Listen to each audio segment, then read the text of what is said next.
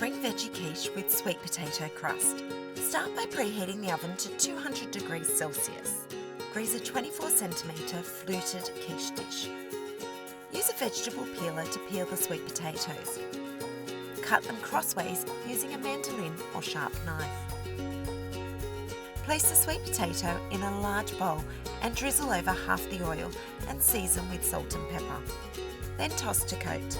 Arrange the sweet potato overlapping slightly in 3 to 4 layers over the base and sides of the dish, allowing the sweet potato to extend above the sides.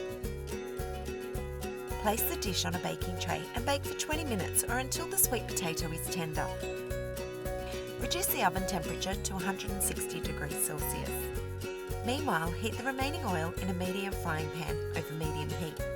Add the leek and cook for 1 minute each side until light golden. Add the spinach and cook tossing for 2 minutes or until just wilted. Transfer to a bowl. Next, place the baby broccoli, broad beans and combined peas in a heat-proof bowl. Pour over enough boiling water to cover and set aside for 30 seconds, then drain well. Place the eggs and cream in a large bowl. Season with salt and pepper, then whisk until well combined. Arrange the spinach, leek, baby broccoli, combined peas, broad beans and goat's cheese over the sweet potato crust.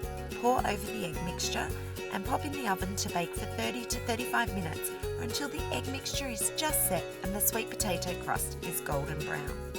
This stunning spring quiche showcases the very best of in-season veggies. Serve it up for an easy lunch or dinner.